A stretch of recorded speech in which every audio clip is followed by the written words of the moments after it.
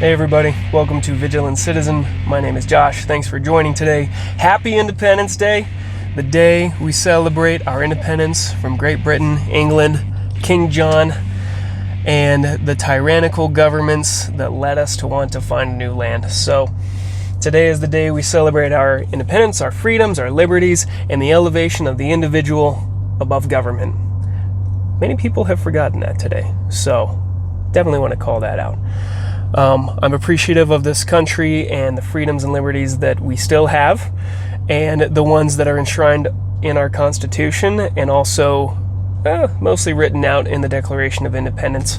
Alright, sorry for that edit there. I had to clear something up real quick. Okay, so it was a beautiful day just a little bit ago, and I wanted to record outside, but the wind has picked up and it looks like a storm is coming in, so to avoid catching all that in the mic and maybe even getting rained out, I decided to sit in my secondary studio, my very recently detailed and immaculate Mustang. So the engine's on because it's hot in here and I can't survive without the AC. So if you hear a low rumble, that's what you're hearing. Anyway, today, okay, I gotta take these off now so you can take me super serious. Super serious. But today I wanted to talk a little bit about owning your mistakes and what that means, because I think it's important to understand how to move forward when you make a mistake. And there's two types of mistakes that you can probably make, right? The first is a malicious one where you're actually intending to hurt somebody, even if you don't believe that you are. And I think we've all made these ones, and some of us are still making them. The other kind is a genuine mistake, right? The kind of mistake where you didn't understand the consequences of your actions, or maybe you were slightly incompetent and made a mistake. One that comes to mind for me that I've made, it was back in my middle school years. A friend and I were looking at one of those emergency fire alarms. Geez, whatever the word is, fire alarms. And this one had a plastic cover over it that clearly had a handle that you could lift off of it before you pull the alarm itself. And I asked him, what do you think that plastic cover is for? Why is that there? And he said, I don't really know. I have no idea. So just on a whim, just out of pure curiosity, I went over and I just lifted the plastic cover just to go look at it, and it set off its own alarm, which I did not know would happen. So I had two choices in that moment, right? I could stay, or I could run away and then lie about my involvement with that, which I was very tempted to do when my friend in middle school heard the alarm go off and give me a look like this. Actually, maybe it was more, that looked angry, right? That was an angry one. It looked more like this, like he was all surprised. So, because he was surprised, and I was surprised. So my first inclination was, get out of there. Don't tell anybody that I did that. If anybody asks about it, just throw my hands up and be like, I don't know.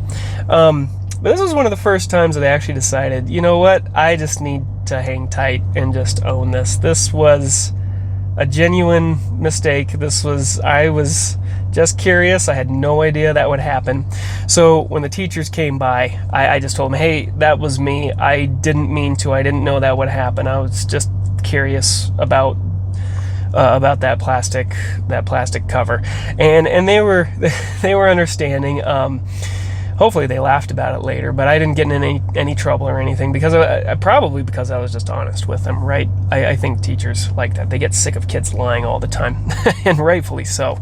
So I think that's one type of mistake. The other type of mistake, like I said, is a more malicious one, and I'm going to own up to one right now as well, one of the more malicious ones. At the time, I didn't realize it was malicious, what I was doing, but upon reflection over the last 10 years, because this was actually 12, 13 years ago, upon reflection, what I did was a little more malicious, and it was just kind of mean. So my buddy Adam and I were on the radio once in college while we were attending college, and because we knew somebody on our floor who had a radio show. It was at 2 a.m. and he invited us to come on, and Adam and I went on, and we were left alone for, I don't know, 5-10 minutes. And so we just had to talk about whatever.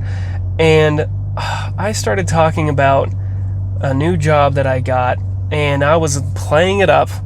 And then I asked Adam about his work, and his work wasn't like it wasn't paying as much or something. And I was playing mine up, and I was comparing mine to his, like on the radio, right? And obviously it was a small station. It was for a college campus, but it was still the radio. And so I had a decently wide audience, even if it was just, an audience of late night, night owl, weed smokers in college. But I still unintentionally may have not humiliated, but made him feel less, less of something when trying to compare. Now, Adam is, he doesn't really, he's got a thick skin, so you can't really do that to him. So if he were less of a man, he may have felt embarrassed or humiliated or something. And so I'm thankful for that, but that still doesn't absolve me of my responsibility to own that mistake and apologize to him, which I never have. So I'm going to take this opportunity right now just to say, look, what I did there 12 or 13 years ago, it's been weighing on me for whatever reason recently. I own it. That wasn't cool, and I'm sorry for that. So thankfully, Adam is the kind of guy who understands, and he's just going to wave it off. But again, that doesn't absolve me of my responsibility there. So, but I think it's important to own your mistakes, because it shows those around you that you want to behave in good faith and you want to continue to cooperate. You can't just make an apology and expect things to just work out and things to move forward, right? You need to have a plan to fix it and to not do that again, and you need to lay that plan out, and then you need to execute it, and you need to prove that you're not going to make that mistake again. So the other option, like I said, is you can lie about it, and you can just make it worse, or you can blame it on something else. It seems like today that's kind of the cool thing to do. Everybody blames their mistakes on institutions or on society or on other blatantly false, incorrect ideas or concepts such as white privilege. So people are just blaming and scapegoating everywhere they can possibly do it, and that's not the right way to go about it. If you make a mistake, it's on you. You have to fix it. Nobody else can fix it but you. And just apologizing for it is insufficient. Now, if you've apologized and you work towards fixing it, and you've got your plan and you execute it and you feel there's a good resolution and people still aren't letting up on you, okay, at some point you do need a second chance. Second chances, that's what makes America great, right? This is the land of opportunity. That's one of our underlying principles and values here. And if people don't allow you to have a second chance at some point, when you've sort of proven that you're taking steps in the right direction, or you have even reached that right direction, then I think you need to reconsider who you're around, who you're involved with. Maybe it's your employer and they're not letting something go, then maybe that's not the right work environment for you.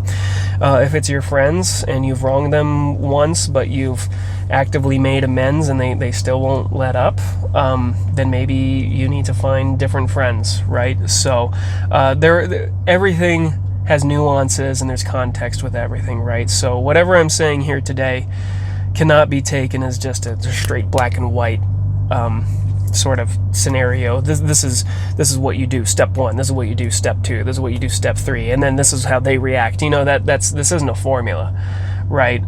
So you've got to gauge how it's going every step of the way. How are they taking your apology? How severe was the mistake that you made? If you did something really awful, you might not be able to repair that relationship or mend that rift that you've created. So be very careful in what kind of mistakes you make, and if you're making mistakes, make sure they're just honest mistakes and they're ones that can be repaired. Those are the ones that you want to If you have to make a mistake, that's the one you want to make. Don't be malevolent. Don't do things that just genuinely hurt other people. Don't use your insecurities to hurt other people. As my friend Jeremy likes to say, don't withhold your competence, don't withhold your own competence to reveal the incompetence of others. Man, I butchered that. So, don't do things that actively harm others just because you don't feel great about yourself. Do try to do the right thing, and if you falter, own it. Own it. We're all on a path. We're all trying to get somewhere. Hopefully we're all trying to be better. If you're watching this channel, you're probably trying to make yourself better. I like to think that this channel is all the things that I wish somebody had told me when I was a teenager, right? That I never got to hear. So if you're here, I hope you're honestly trying to better yourself. So own your mistakes. That's one way to better yourself, because you're acknowledging it, you're accepting it, and you can't move forward and get better until you do any of those things. So I think I'll leave it at that. I've had my say, and I've owned up to my own mistakes right here just to demonstrate sort of how it's done. Speaking of Adam, he has his own gaming channel. You should go check it out. Maybe I'll include it in the comments, or excuse me, in the description below. I've also taken the videos that I had in which I was playing some games, and I moved them over to another gaming channel. So from here on out, I'll keep those separate so that this can stay the high concept, deep thinking, super intellectual, cerebral discussions that we've been having, and we can keep the games over on a separate channel. Although I will say Adam and I got together when I was playing some Hollow Knight, and we had a good discussion about why he dropped Facebook and why he doesn't want to be involved in social media anymore. So I highly recommend you go check that out. That's probably what we're going to continue doing, is having some conversations like that. I've got some other stuff there too, but I like the idea of playing a game and having a conversation at the same time. So make sure to go check that out, especially if you're into games. And if you have anything that you want to say to jump into the conversation here, you can send an email. That'll be in the description as always, or write a comment and join the conversation. So as always, thanks for your time. Thanks for listening in. I appreciate it, and we'll see you next time. And yeah, America, happy Independence Day. Go enjoy it. All right, everybody. This is Josh signing off.